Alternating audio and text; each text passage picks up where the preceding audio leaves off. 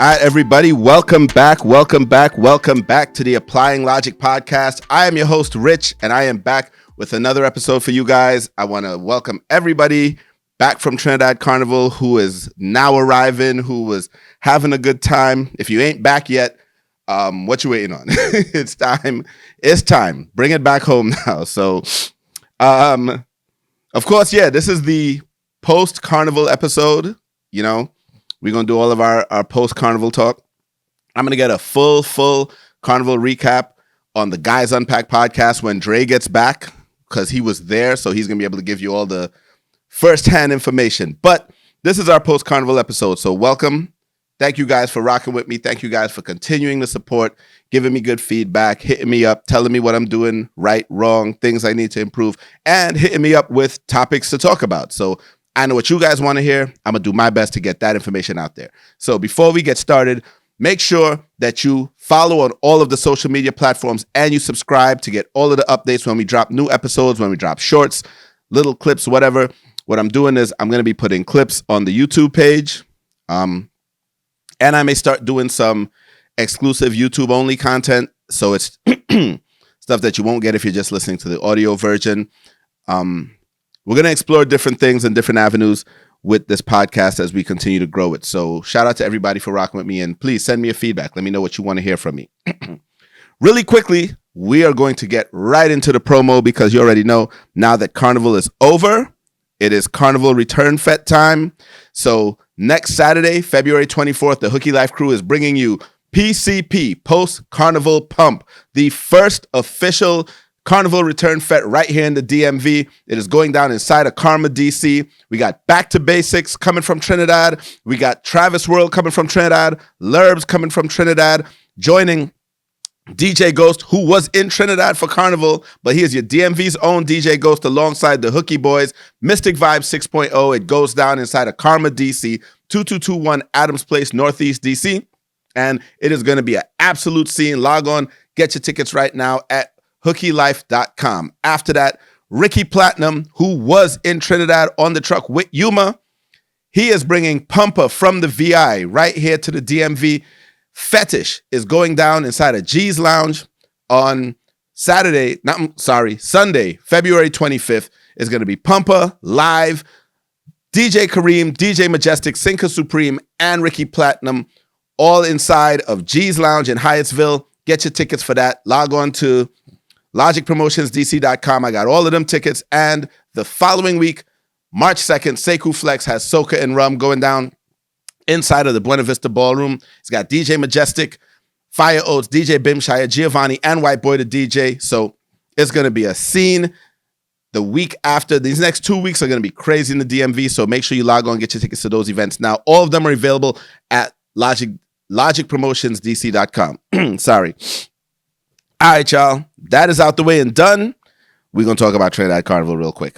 So, we have been talking a lot about the Road March race here, and we have a winner, Mikel Teja. Shout out to Mikel Teja. Round of applause. Got his first Road March victory. No negativity today. I had a lot of time talking about Road March and everybody's thoughts, everybody's picks, the songs people wanted to hear, people wanted to cross the stage to. At the end of the day, we have our winner. Congratulations, Mikel Teja. He is your 2024 Road March winner with the song DNA. It was the fan favorite, the crowd favorite for a long time. I watched the videos. I saw a lot of people on the road. I saw all the costumes. I saw folks crossing the stage. Everybody looked like they had a great time. So we have our Road March winner. Bungie Garland, Carnival Contract, came in second. And then third place was Patrice Roberts with Anxiety. So shout out to all the winners, everybody who was involved. And like I said, I was a firm believer that the masqueraders need to be the ones who decide what wins. And that was the case this year. So I felt like the people won in general because a lot of people who wanted other songs to win heard those songs, like with the people who wanted Carnival Contract, when I talked to them, I was like, hey, what song did you cross the stage to? What song did your band cross to? A lot of them crossed to Carnival Contract. So it felt like the bands were taking into consideration what their particular masqueraders wanted to hear and played those songs as they crossed the stage. And I think that's a good look for everybody involved, because I can't speak for any other masquerader. I can't speak for anybody else. But I know personally, I don't actually care who wins Road March, like when I'm in Trinidad. I just care what song are you playing when I'm crossing the stage. I want to hear the song I want to jump up to. So as long as you play that, I don't care what win. Like, I don't care about the Wednesday results. And it's not a sour grapes thing or anything like that. Like I said this last year, I wanted Come Home. That was my favorite song of the year. A lot of people loved Hard Fet. And it came down to those two songs. Hard Fet won. Come Home was like close second. But I crossed the stage to both. Like, the band played Come Home as we were entering, and as soon as we crossed the stage and while we were on the stage, switched to Hard Fet. So I got the perfect marriage of both songs, and I was happy at that point. I didn't care who won the Road March because my experience was what it was, and no other information takes away from that. So what is great is that people got to hear the song they want, but also the person people wanted to won the competition. So again, shout out to Mikel Teja. Congratulations. It was a great win. The song is amazing. It is going to do big things throughout the rest of the year. And it is a great song to just use in your advertisement for Trinidad Carnival in general. So for next year, DNA, an amazing song. Big up to Mikel Teja and all the winners. Big up to Bungie. Big up to Patrice. Big up to everybody involved. So those are the results. Now, for all of my next year not missing me people, and you know who I'm talking about, when it's that time of year for you all, and this year for us, because I'm part of that. We know after Carnival, immediately after Carnival, everybody starts talking about, I can't miss that. I got to be there next year. I got to be there next year. And then slowly but surely that number trickles down, and fewer people are actually on board when it comes time to buy tickets, book the trip, do the things to actually be in Trinidad for Carnival. And then you're, like I was this year, watching it on video and watching it on your social media, and your friends are sending you pictures and video from the road, and you're like, dang, I wish I was there. So let me prep y'all from today.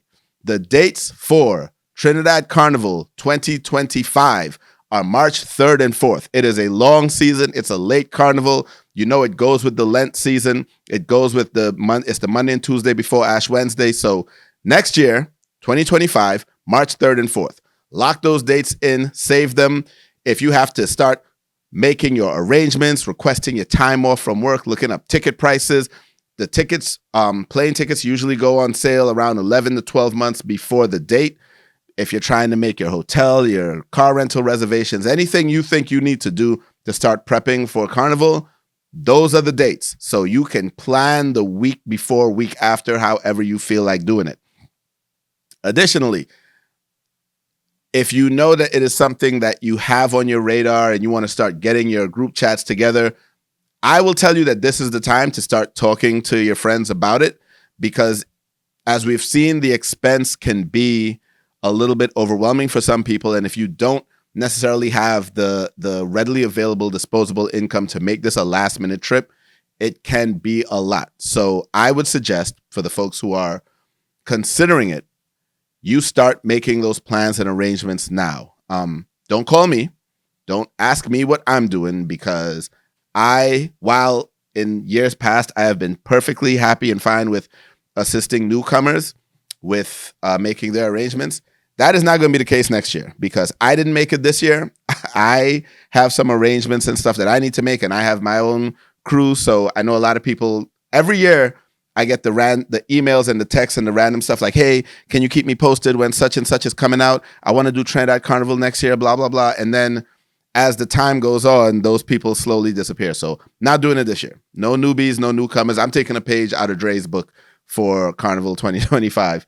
And it's just going to be my solid little circle, and we're going to do what we have to do. So, ladies, if you plan on having a baby, I suggest you go ahead and knock that out now, so that you are not in the midst of your pregnancy when Trinidad Carnival comes. Like if you do it now, you'll be able to be in and out of that pregnancy before Carnival, and you'll have all the free time to make the trip and travel as you need to.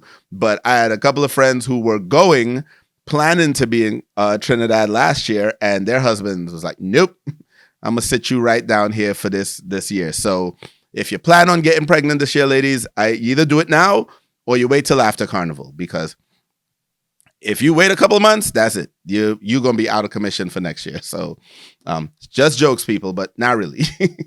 So those are the dates, March 3rd and 4th. Make your plans, do what you have to do, organize yourself accordingly. And Trinidad Carnival 2025, I'm telling y'all, I will be there. I'm saying that now so that next year I'm not broadcasting from home next year or from anywhere else but Trinidad next year.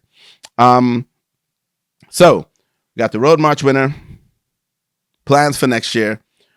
Really quickly, I want to go into some of the things I saw, some of the complaints that I heard about the year, and just things that have been my observation of Carnival over the year.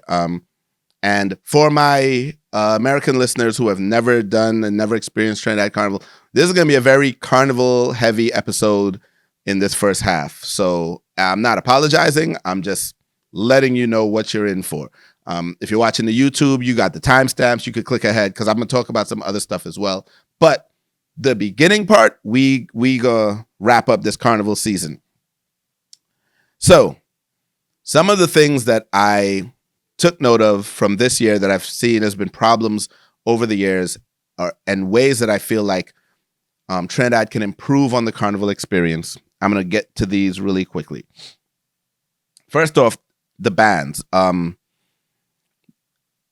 I've heard a lot of good and great things about a new band this year, and hearing all of the feedback from the people who played with them, I feel like the older, more established bands should take note and understand that people are not going to settle and going to feel the need to just come be a part of your experience because of the reputation you have, when other entities are creating a comparable, or in some respects, a better experience than you have. So I saw a lot of people complain about different things from Tribe and Yuma, the two of the bigger bands, two of the biggest bands in Trinidad Carnival.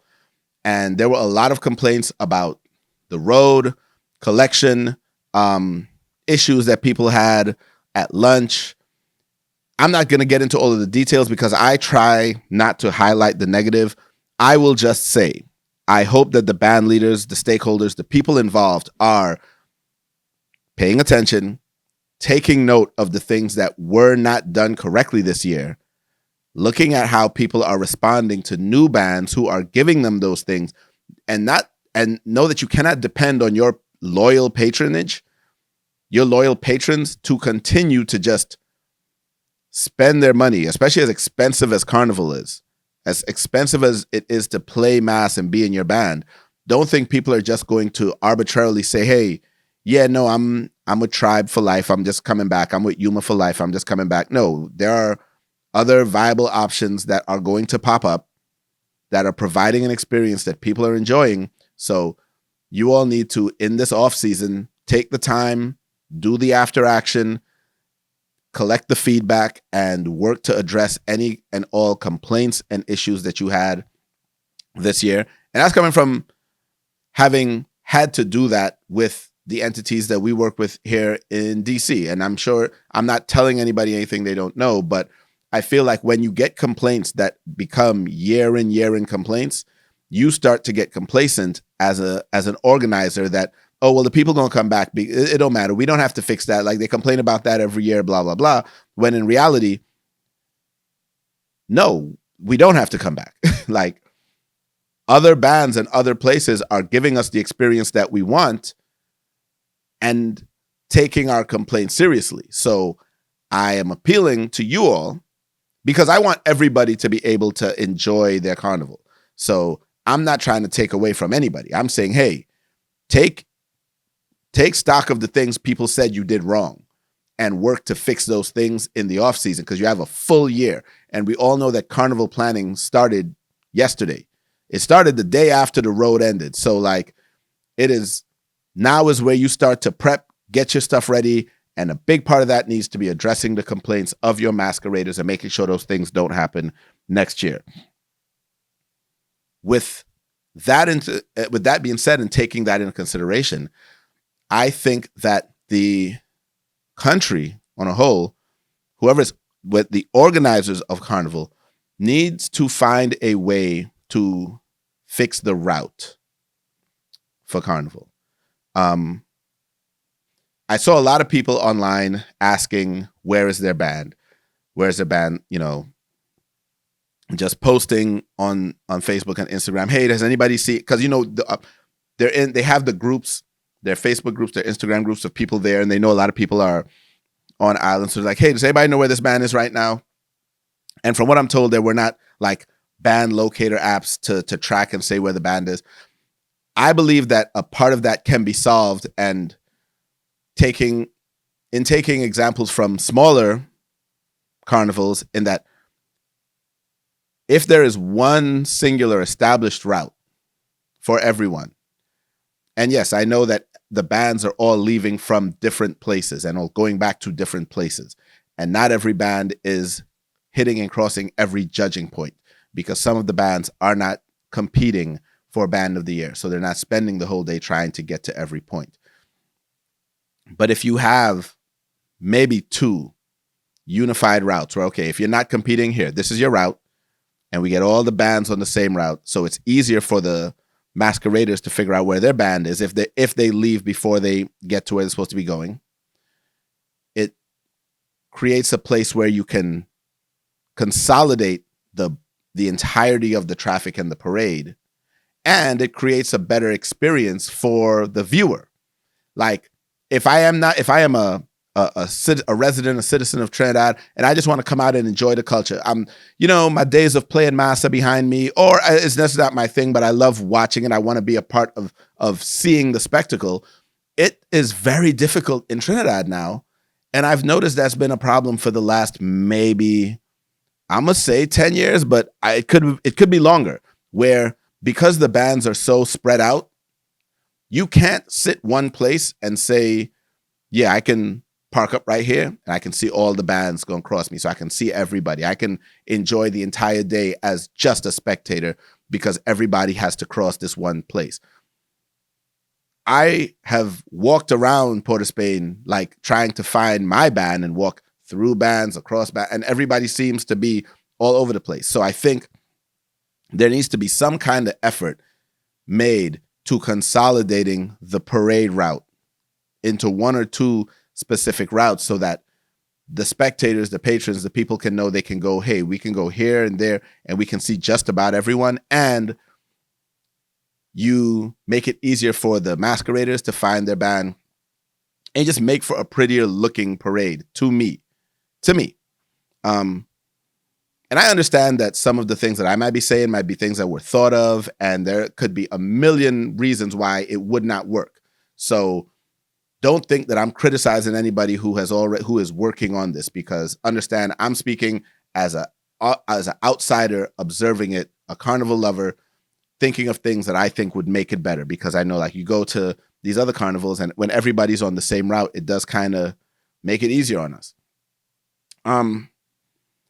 I do think we need to either get some sort of band locators, the apps, get them working so that the patrons who spent their money, as they're coming into town, they know, okay, we know where we were supposed to meet up. We're late. Cool. Where's my band now? Or if I have to leave the band for whatever reason, it's easy enough for me to figure out, okay, where are they right now?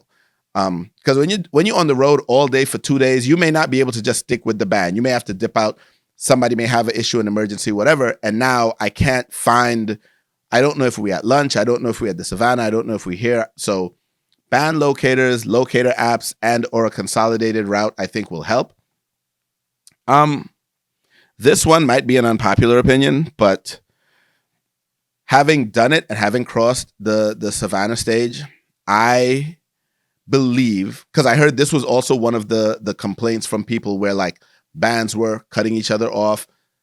creating a bottleneck, creating a issue with them being able to get to the savannah, because understand the logistics of moving 4,000-5,000 people, 13 sections, 11 to 20 trucks. That's music truck and drink truck and bathroom trucks. Like, if one band cuts another one off and blocks another one off, now you're creating a logistic nightmare in trying to either get around them or just navigate to get into this one area, because everyone is trying to get to the savannah.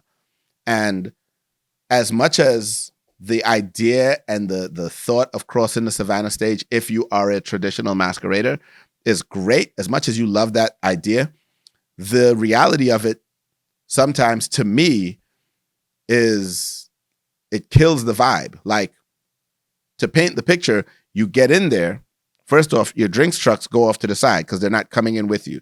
So this entire time, you're not getting any drinks. And it takes a while to get up to the stage. You could be waiting 30, 40 minutes just to get to the stage. Then when you're crossing, that could take 40 minutes to an hour if you're in one of the big bands. If you're in one of the small bands behind one of the big bands, you're waiting for them to finish crossing. And I know this because I have been in a big band, crossed the stage, and waited at the end. My friend last year, who was not even in the savannah yet, was late. On her way there, text us like, hey, where you guys at? Was like, we just crossed the stage. We're waiting on the rest of them to cross.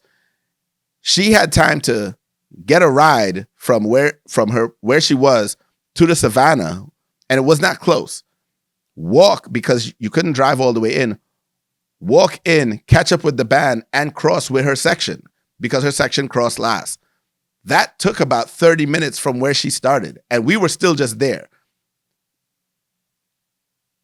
It does, in a lot of ways, start to, you get that love and that great feeling of crossing the stage, but then like the before and the after sometimes just drags to me.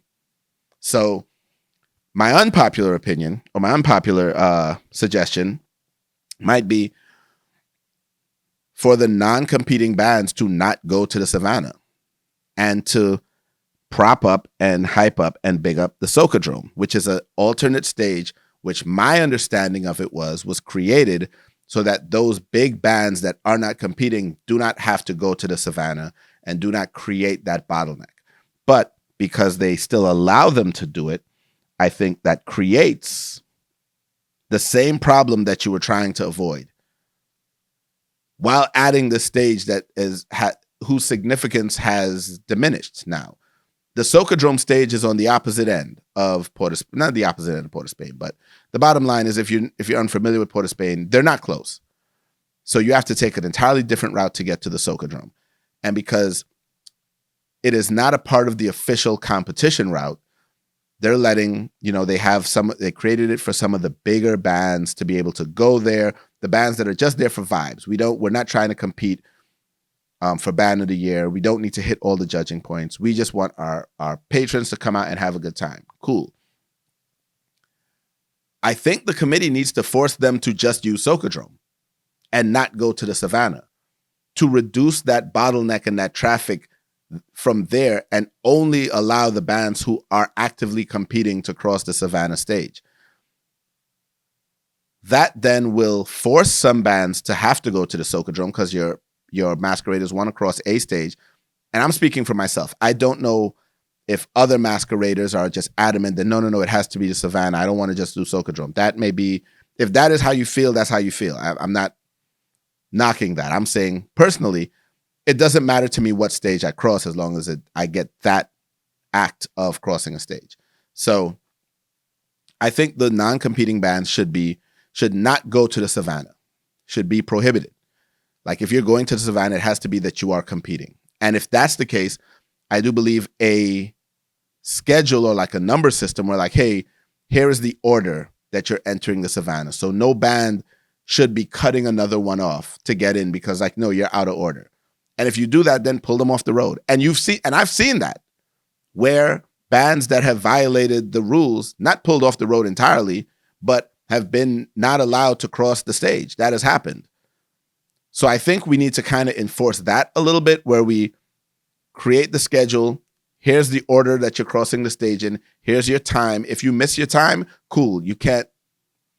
Sorry, but you're not going to be able to compete. And give them a large enough window to create a little bit more band discipline, because that, to me, again, creates a much better presentation.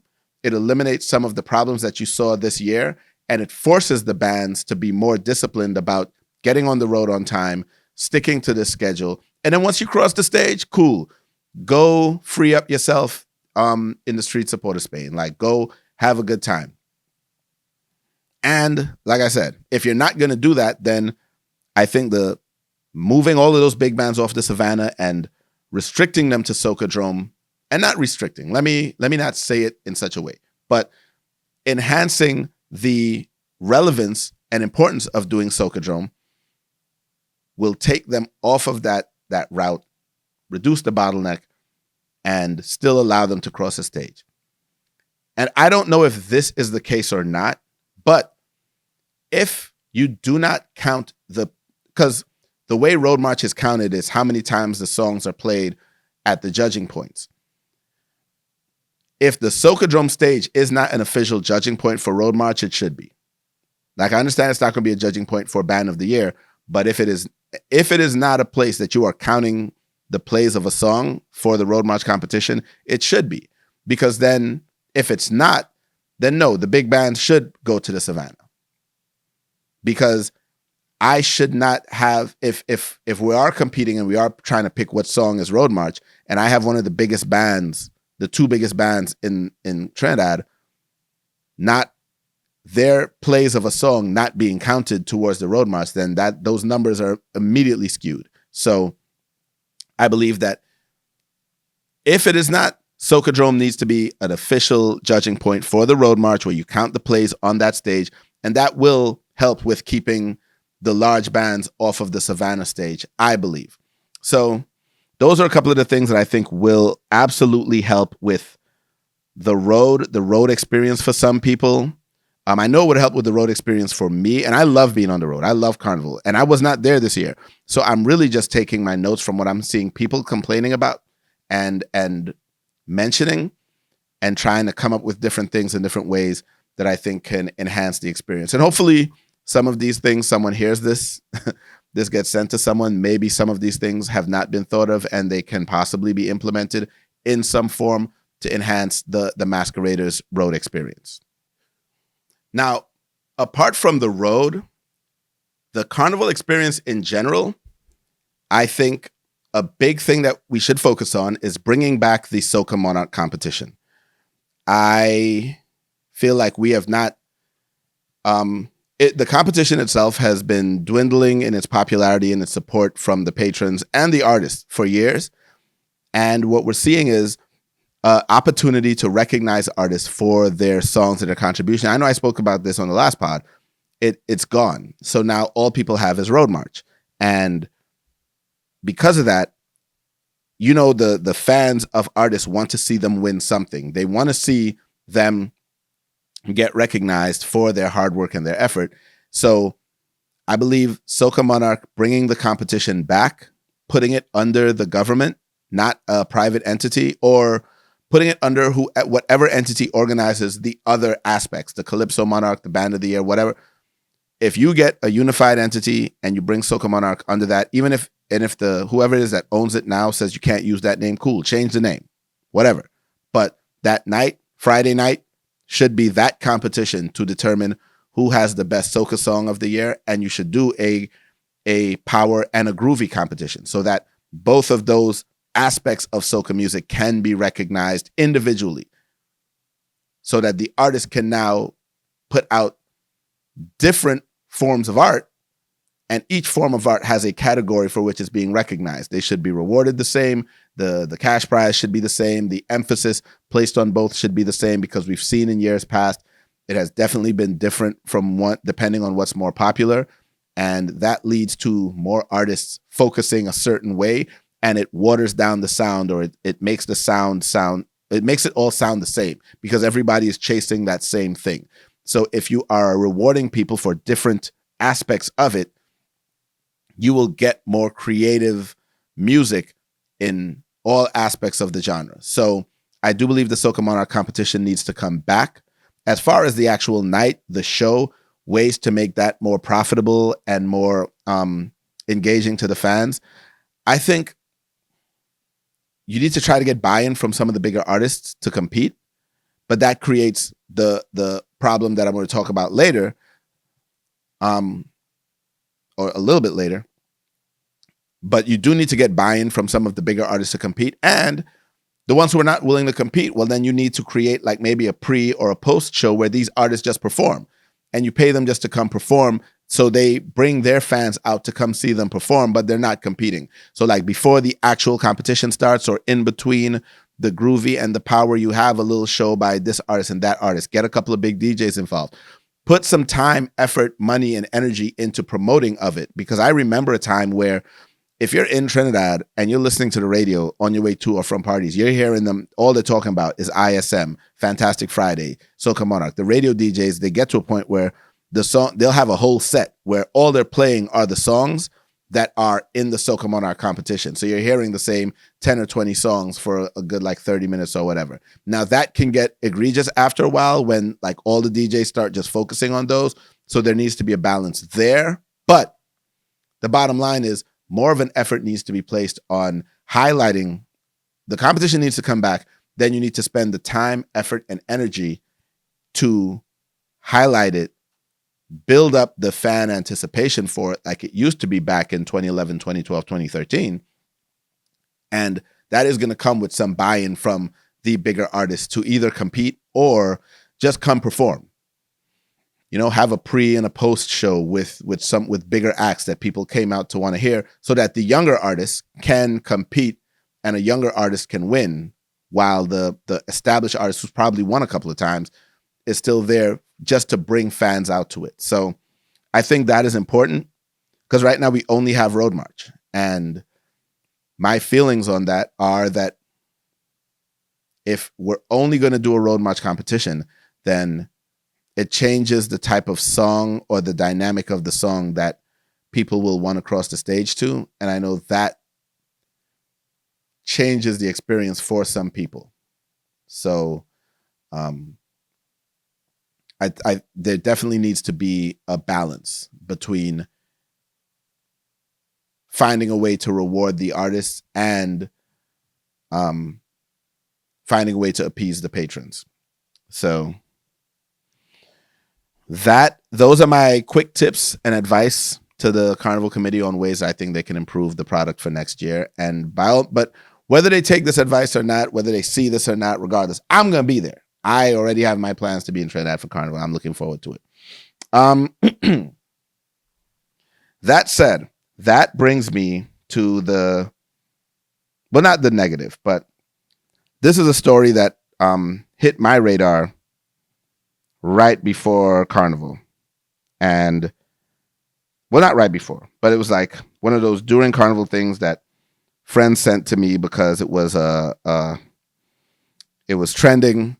You had an artist from Trinidad who made a video that got a lot of views and opinions and started a string of conversation.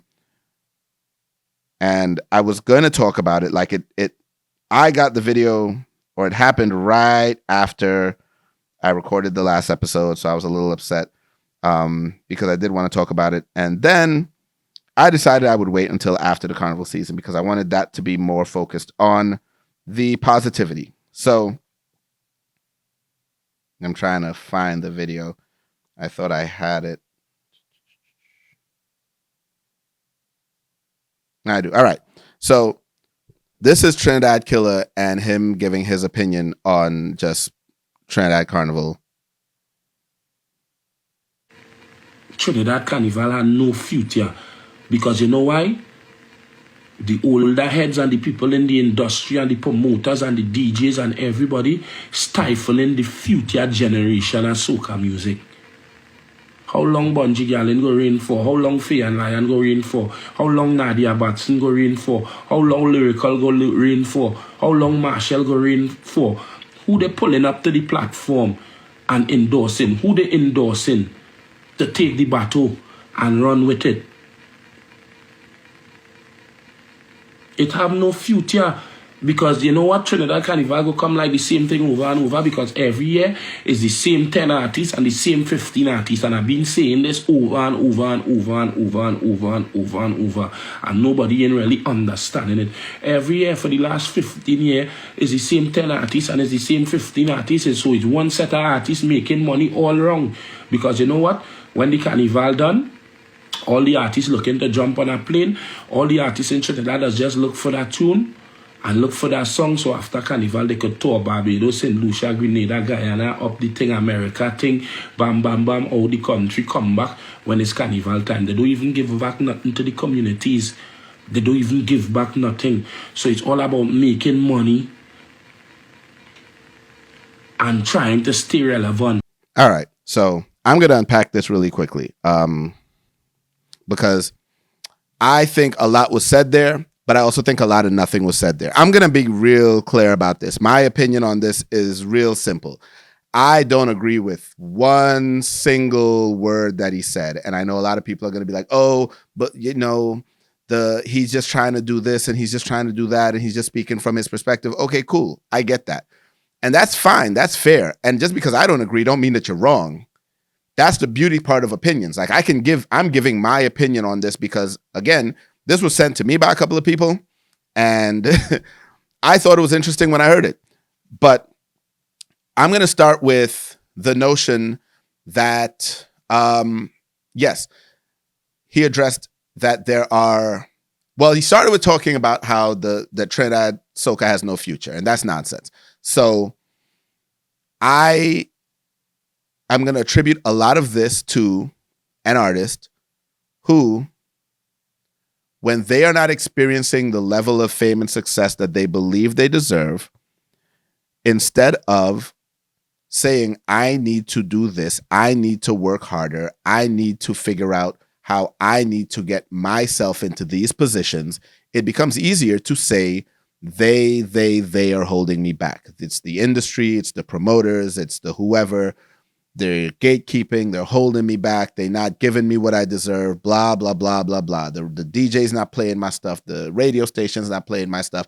And I can point to every aspect and entity within the soca community to pinpoint why I am not experiencing the level of success that I feel I deserve. So you make that about the industry holding back all the younger artists and only propping up 10 or 15 artists. And that to me is a reckless and inaccurate statement. So the artists that he named, Bungie, Fayan, Nadia, Lyrical, Patrice, I think he named Marshall, like, you are talking about people in a genre who have, yes, they have enjoyed success for years in the industry. All of those artists came from a place and a position where they were not experiencing that success. Like, nobody handed it to them. And there were years when a lot of those artists were just putting out music that was not getting that much love. Like, you have to be a real fan of them artists to be like, yeah, I remember like some of the old first Lyrical songs, or, you know, I was a fan of Nadia from back in the day because I remember these first songs that she put out. Like, you got to be really in the trenches. They didn't suddenly pop up and become like the top artist, right? So work had to go into that. The thing that he's missing, the point that he's leaving out, and I don't know how long Trinidad Killa has been in soca. I know it's not his first year. He's not a brand new artist. I know songs of his from years back, but I don't know when he started. So I don't know how long his struggle has been. So I can't speak to what his struggle is and what his career entails. But I do know that with the artists he named, all of them, what they have is years of consistency and music that when they started, they obviously didn't have. So in the earlies, a promoter, whoever, can't book you, or I can book you, but I know you got one or two songs. I don't know what your stage presence is like. I don't think you can hold a show. So no, you're not going to get those bookings early. But then year after year, you drop 3, 4, 5 songs, and one of them hits. One of them hits big, and the other two are okay. One of them is trash. You know what I'm saying? Like you put out a range of music each year, so that now that you have spent 5 or 6 years in the game consistently putting out music, I can now look back at your catalog and say, yo, if I book this person, they can carry a 30, 40 hour long show because of their catalog of music. And now you spent time where at first you couldn't really perform that well, but now you worked on your stage presence, you worked on your performance, you worked on your crowd control. I watched that with a lot of the people that he named, where I remember seeing them 10 years ago to where I see them now performing. So if an artist puts in the work, and this is not just specific to soca, this is with all genres of music and entertainment, you will get the top 10, 15 actors who are just turning down roles because they're getting all of these offers, because people know they're a box office draw. They can act. They have the range to perform in any kind of show. You get hip hop artists, R&B artists, where I can demand a certain amount of money because my name carries this amount of cachet. It'll bring out a crowd, and I have the catalog of music to perform for this long. When you have worked and earned that, then yes, you are going to be in demand at the top of your genre. So he is talking about the cream of the crop of artists, all of whom have spent the time and effort and put in the work. And now, as a promoter, as someone who books artists, who books shows, who works in these arenas, can say, hey, yeah, who are we bringing for this? Who do you want to bring for that? And if I need you to carry a show for 40 minutes, an hour, I need to know that you have a catalog of music that people are familiar with, and you have the stage presence to perform it. And then I'm looking at the price. So a large part of what he's saying is, why not me? Why not me? Why not me? But rather than phrase it like that, he makes it seem like the industry is he makes it seem like the industry is dying because right now there are 10 or 15 artists at the top, which is just a foolish statement in itself. Music, not just counting soca, the artists that were running it 10 years ago are not at the top now. They have retired, they have moved on, another crop of artists have come up. And the same with any genre of music and entertainment, there are artists who are on their ascension, and the older artists are going to start to phase out of it. That is just how things work. He's mad that he's not currently in that top echelon. And where he's at, he thinks he should be higher. And that's fine. That's fair to think that, but do the work. Don't blame the industry and blame the promoters and everybody for quote unquote holding you back, when in reality, nobody's holding you back. Like right now, Trinidad Carnival, he was not in Trinidad for Carnival. He was in the States, in New York or wherever. So you're not in the Mecca during the time when you need to be there to properly promote your song, go to the shows, take the bookings, be on the road, be in the places that you need to be. And I'm watching other younger artists, up and coming artists, some from right here, some that I know personally, who took the time, went down to Trinidad, made the connections, shook the hands, kissed the babies, put their songs out, went and performed at the smaller shows, working on their craft, building up their stage presence, building up their crowd control, marketing their songs. And are they experiencing the level of success that they probably feel they should have right now? No, not yet, because their time is coming. So they are putting in the work. I'm not saying you haven't done that in the past. I don't know if you've done that in the past. I know you're not doing it now. So if you're in the States during Trinidad Carnival, that's not the place to be complaining about how you aren't getting the recognition you deserved. And I know that's not what you said. That's how I'm interpreting it, because someone else was able to interpret that as him asking for help. So I'm interpreting him as you crying and complaining about something you're not getting, and discrediting the work and the effort that was put in by the people that you named. To the point where one of them, like Marshall, for example, didn't even compete in soca this year. He didn't make one soca song. He went all the way over to Calypso and left y'all alone in soca. So to even name him, talk about how long he gonna reign, and he told y'all he was doing that at the start of the year. The other artists that you named, I would argue, many of them have not even achieved the level of success that they deserve. Because some of them, Lyrical, never has not won a Road March, a Soca Monarch, nothing. Nadia, same. Nyla Blackman, same. Like, there are a lot of artists that have been performing, putting out music, and they have a large catalog of great music that people love, but they have not achieved the level of success that they deserve. So for you to sit here and talk about the industry is dying and the industry won't last because your song not getting played, because you not getting the level of recognition that you think you deserve, no, that's not what's happening. That's not what's happening at all. In fact, there is a crop of young artists that have, I think, less time in the game than you that are experiencing that success because they are putting in the work. Because again, all of this still comes down to, do you have a hit song? Like, we can sugarcoat and talk about this. Just because you think your song is a hit doesn't mean it's a hit.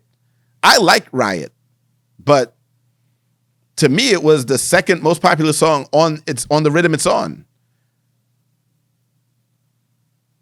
It's a nice song. I like it. But you did a live the week before asking how come it's not a Road March contender? Because it's not, to me. It never was. Not every song is a Road March contender. Not every song is going up in the competition. You can still have a great song, have a good year, have a successful year, and your song not win Road March. So that's the other thing that people are forgetting. Like, you did this whole live last week complaining about how your song not getting played, which is why I am equating the two. I am combining both of those rants into one when I address this.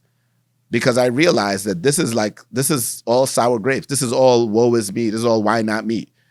And there's no accountability. There's no, hey, I need to figure out, I need to maybe get with a different writer, get with some different producers, come up with a different concept. Let me come up with a better song. Let me come up with that hit that's actually going to transcend. And if I can't break through with that, then maybe it's something else I need to do. Maybe I didn't drop it at the right time. Like, find the things that you are not doing that's creating the problem. I would argue that this year negates your entire argument because Mikel Teja, a relatively new artist, especially new to this level of fame and success, won the Road March, beat out Bungie. Like, all of the Soca Mafia conspiracy theorists had to mute up yesterday because Mikel Teja won by a landslide. Newer artists. So it negated most of what you're saying because at the end of the day, he made a hit. He had hit songs last year. And those hit songs propelled him into a hit song this year. So who is the industry holding back if he was able to do that? Because his songs last year were good. They had not broken through yet, but they were good. And then he just kept on working, created this, which is a masterpiece, and now won the Road March. It's going to get a bunch of bookings all over the place to go perform this year. So I think that it's irresponsible to try to discredit the entire soca industry just because you're not getting something you want. Sounds very Crybabyish. That's what I gather from that.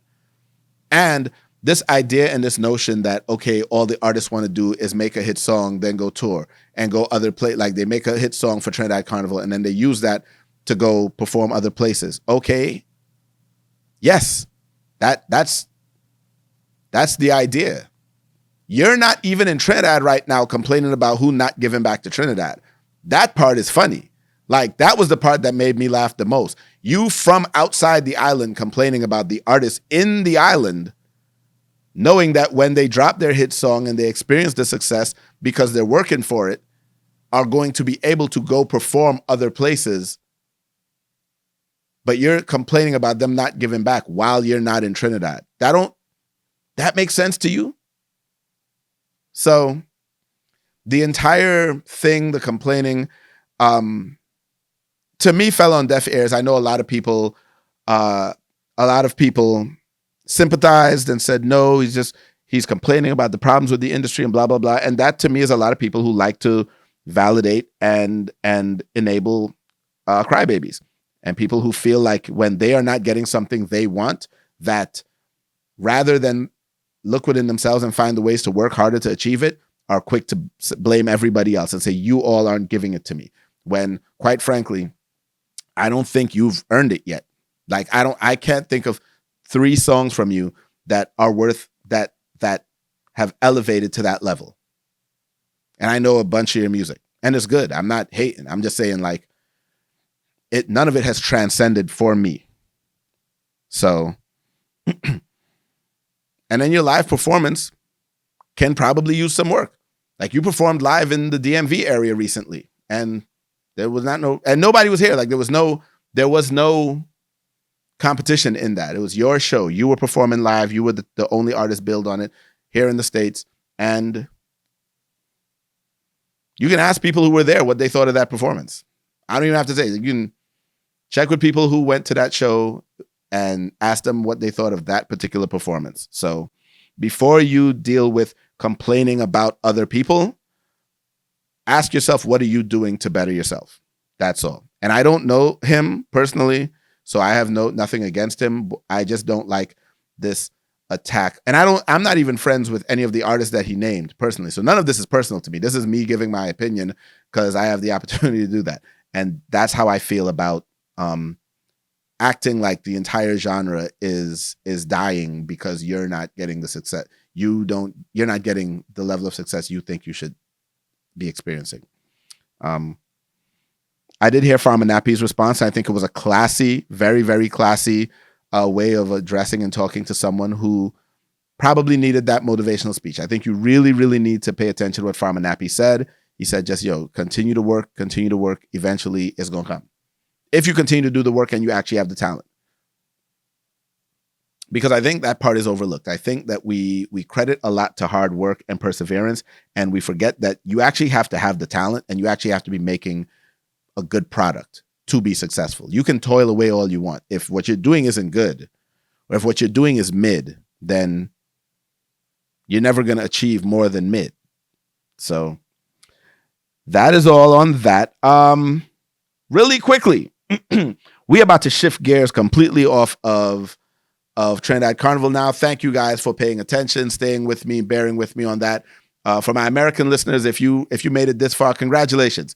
We about to move right on over to the other topics on the docket for today. The Super Bowl. For everyone who watched, last Sunday was Super Bowl Sunday, and I'm not gonna spend too long on the game because we all know the results. The Kansas City Chiefs have won again. Patrick Mahomes has won his second Super Bowl in a row, second MVP in a row. The first team to repeat since the New England Patriots did under Tom Brady. So shout out, congratulations to them. Big up the Kansas City Chiefs, Patrick Mahomes, Andy Reid. The 49ers, they played well. Shout out to them. The first half of the game was a little slow, but the second half, I think that Brock Purdy, Mr. Irrelevant, the last pick in the draft, proved that he is a good quarterback. He is a very good quarterback. They did not lose that game because of him. He made plays that needed to be played.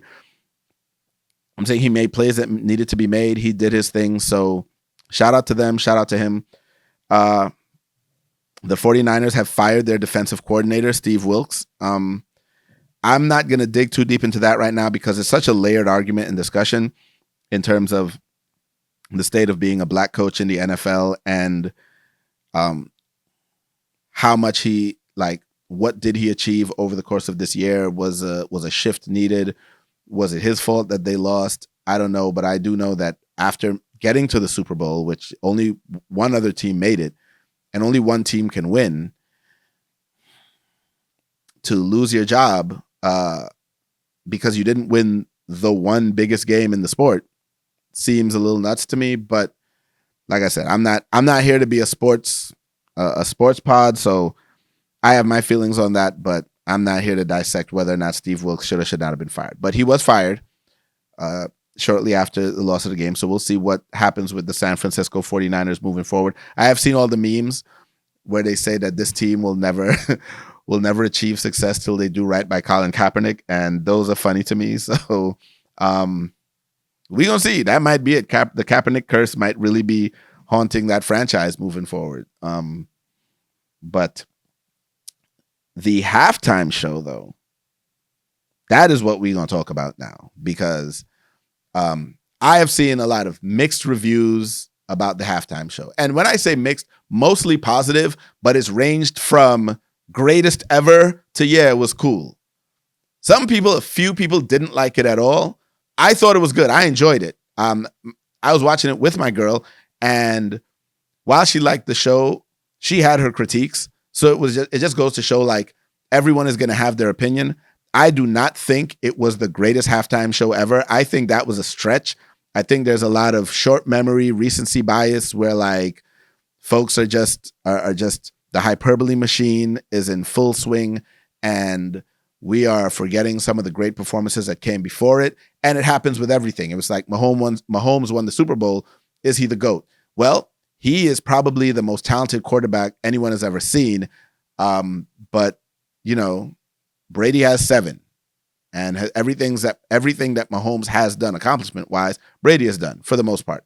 Maybe not the numbers on the scales that he's done it at this point in his career, but, like, we can pump the brakes on greatest of all time and just say he's the best quarterback right now. So I think that whole Usher's greatest Super Bowl performance thing is a little bit of hyperbole and recency bias, and we can probably pump the brakes a little bit and just appreciate it for what it is, because not everything has to be the greatest of all time. Like, sometimes it could just be a really good thing in this moment, and that be it, you know? And that leads us to the talk about next year's Super Bowl. So next year, the Super Bowl is going to be in New Orleans, and there's been a lot of talk over the last couple of days about next year's Super Bowl performance. And a lot of talk of Lil Wayne, you know, a Lil Wayne, Cash Money, Young Money performance, maybe some Drake and Nicki, maybe just Wayne, maybe Wayne and the Hot Boys. Like, who knows, right? And I think I even saw a post where Wayne mentioned it. I don't know if that's true. Like, I don't know if that was fan made or if it was really Wayne, like, petitioning, but the bottom line is it's going to be in New Orleans next year. And once that was announced, the talk of Lil Wayne skyrocketed. And I'm here to tell you, I do not believe that we are getting a Lil Wayne performance next year. I could be wrong, but I think we have enjoyed quite a few blackety black Super Bowl performances. I don't know that the NFL is going to give us another one right now. Like, we had that Dr. Dre, West Coast, and Eminem performance, Rihanna, Beyonce, now Usher. Like we had a run. We've been having a little run. So I don't know that that's going to be where they go next year. If I'm wrong, cool. I also don't know that Lil Wayne.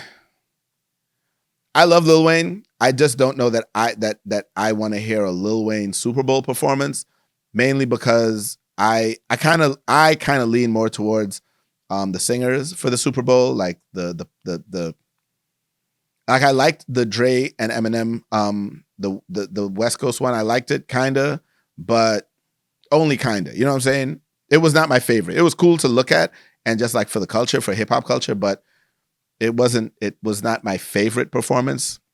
So I like a singer, a dancer, like someone who's really gonna come and bring, like, different elements to the show.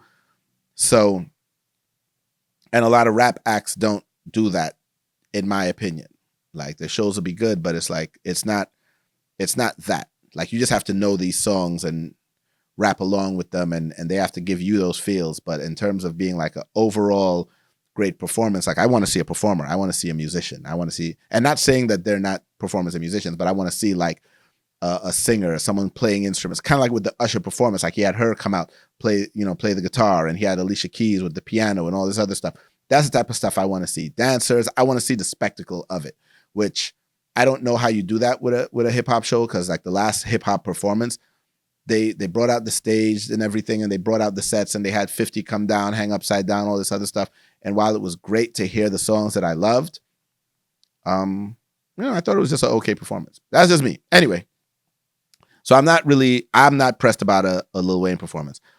I will take that over what I think they're going to do, though, in a heartbeat. Because I feel like we're going to get a Taylor Swift performance next year.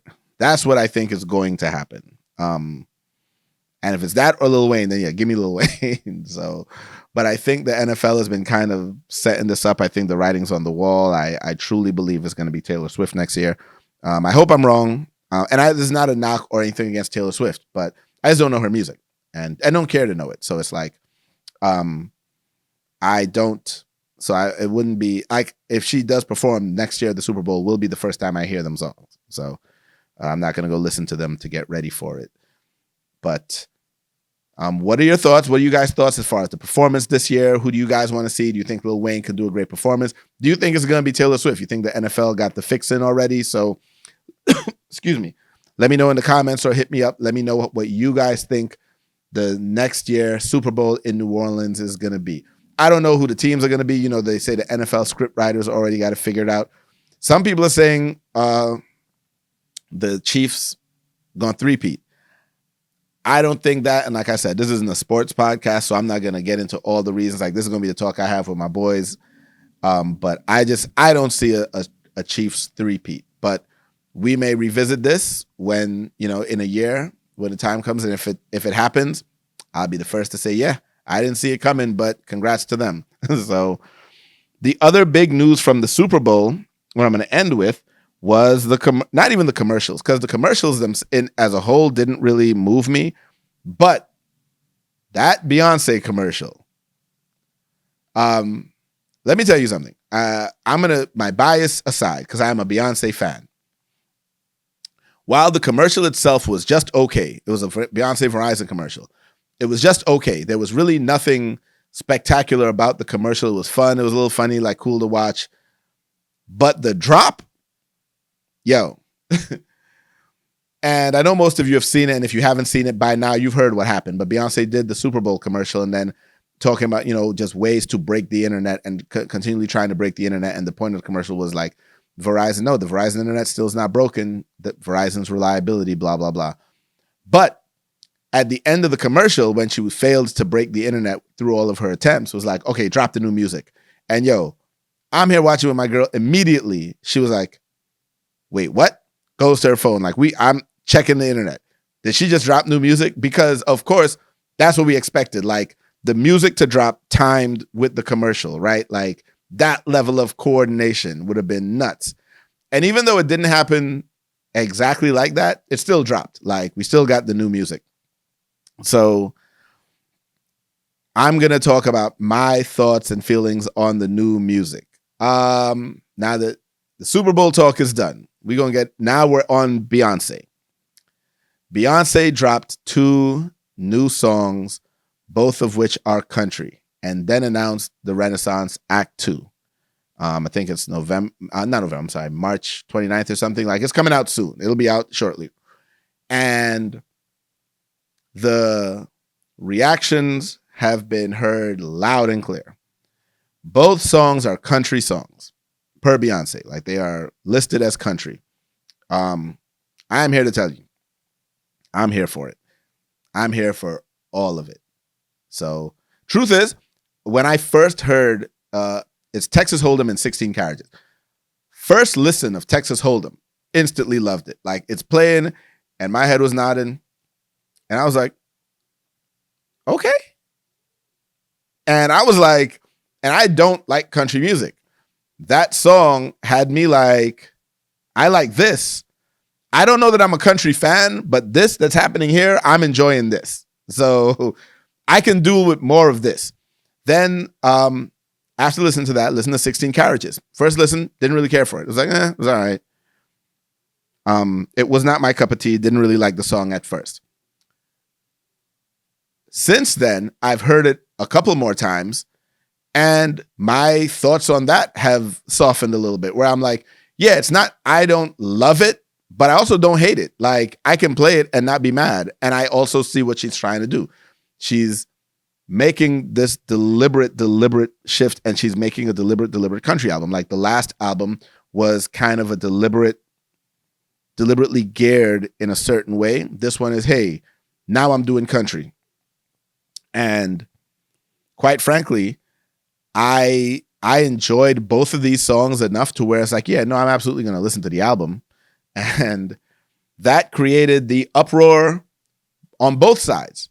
So her fans, obviously it's going to shoot up to number one immediately. Like, once Beyonce says new music, people are going to go look for it, and we're going to listen to it. We want to hear what it sounds like. So and because it's so easy to hit number one, because now all you need to do is stream something. You don't need to purchase it. So no money has to be spent. So we went and listened. And a lot of us listened 2 or 3 times just to be like, okay, what are our thoughts on this? You talk about it, but all of those are counting, and it shot up to number one on, I think, Apple Music's country, number 1 and 2.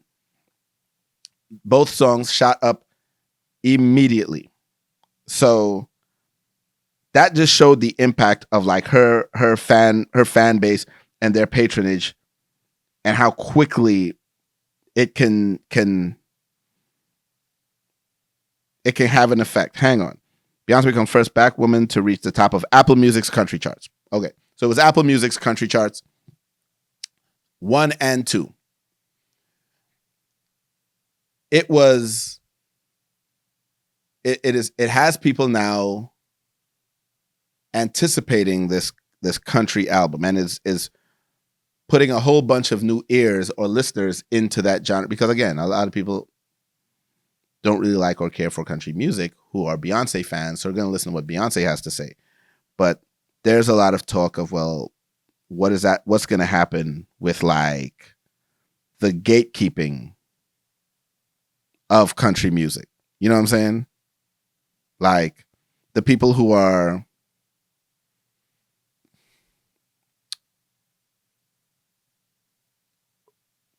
not going to like seeing like Beyonce invade their genre. And it's going to be interesting to see how a lot of that plays out when the album comes out, because we don't know how good or how bad the album's going to be. I will say, if it is going to be a lot of this, where you get like the country influence, but you have that R&B feel to it, which these songs have, I think I'm looking forward to it.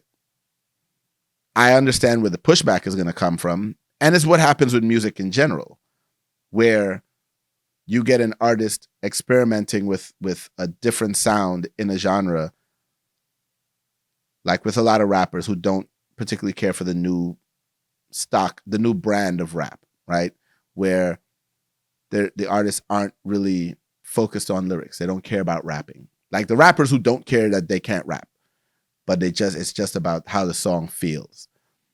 They're legitimate. That's a legit part of rap music now. Whether you are a traditionalist or not, you have to accept that this is what is happening in rap. And I think that in a genre that has typically been viewed as a little bit more racist, to have this Black woman who is going to now do that genre, and I understand country is originated. I understand. Like, I'm just saying, today in 2024, you have this Black woman who is going to do country, but still give you the R&B feels to it. I think that's going to rub a lot of people the wrong way, and you're already seeing it. Like, you're already seeing the tweets and the people talking. And I'm not trying to talk about the negative on the things that has been said that were a little derogatory, because it's like, people who just say things for the attention and for the likes. So I'm not talking about that, but you are going to see a little bit of pushback for Beyonce venturing into country. And I think it's going to be very interesting, very, very interesting to look at. And I'm here for it. Like I said, I liked both songs. I am a fan of Beyonce, and y'all know that the Hive is going to ride for their queen immediately. So I'm waiting to see when the album drops, what it sounds like, what all the music sounds like, and I'm excited for what's happening in music. When I get back, because I'm about to wrap this up today, but the next time we talk, I got to talk a lot of Marvel stuff. I've been waiting because I've been waiting to talk about the MCU and the moves and the movies and all of those things until like waiting to get enough of that content together. And it's there now. We have a lot of new drops, a lot of announcements, a lot of things to get to. So I'm gonna get more heavily into that in the next episode. But we've passed an hour, so I'm about to go get the rest of my day on. But I want to thank you guys who have tuned in. Thank you guys for rocking with me. For my American listeners, you got a good education on Carnival. And hey, if you're planning on doing Trinidad Carnival next year, and it's going to be your first time, again, I am not the person to ask for information because this year I'm not playing concierge. I will direct you to some sources that can get you all the information you need. But I do suggest, though, that you at one point in your life try a Trinidad Carnival. It is an unforgettable experience. And I cannot wait. Y'all got the dates for next year. You know what's happening here in the DMV. So if you are missing out on any of that information, you can find all of the parties that I'm going to be a part of in the DMV right here at logicpromotionsdc.com. Log on there. I got the podcast episodes there, recap videos, photos from events, all of that stuff. It's your one-stop shop, your one-stop source for entertainment stuff going on right here in the DMV. Anything that I'm affiliated with, you can find it at logicpromotionsdc.com. So log on there, sign up to receive post notifications. And before I go, really quickly, and I should have done this at the top of the show, but we're going to get it out the way right now. You already know, most of you do, and if you don't, get familiar, save these dates, lock them in. In fact, let me get because I know the dates because obviously I'm going to be there, but I want to make sure I don't misquote any of these dates. Right, got them. June 13th to June 17th. DMV people. People, if you're in New York, Pennsylvania, LA, wherever, the DMV is the place to be. June 13th to June 17th, Hooky Weekend goes down. The Hooky Life crew is bringing you the ultimate carnival getaway escape weekend. You already know, if you've never been to a Hooky Weekend, it is the biggest, best Caribbean celebration here in the DMV, since the DMV does not have its old DC Carnival anymore. The Hooky Life crew has took the torch, kept that mantle going, and this year, Hooky Weekend 2024 goes down June 13th to June 17th. It is going to be an absolute movie. The tickets go on sale soon, so log on to hookylife.com to sign up to receive notifications so you'll know when the tickets drop. You want to get your early bird tickets to that. You want to plan your travel, save those dates, book your hotel, organize your rental car, tell your crew, tell your friends. Do whatever you have to do to organize to be in the DC area June 13th through June 17th for Hooky Weekend. Like I said, hookylife.com is the place to get those tickets. You could follow on Instagram at hookylife. You'll get all the information you need, but it is going to be an absolute movie this year. It's going to be crazy. The planning is in the works. Tickets are getting ready to drop. So with that said, like I said, should have done that at the beginning, but it's cool. Y'all gonna get it. Y'all got the idea. We're going to do a lot more stuff for Hooky Weekend coming up. But I want to thank you guys again for rocking with me. Continue to rock with me. Make sure that you subscribe so you can get all the notifications when the new episodes drop. And as always, y'all be safe out there. And I am out.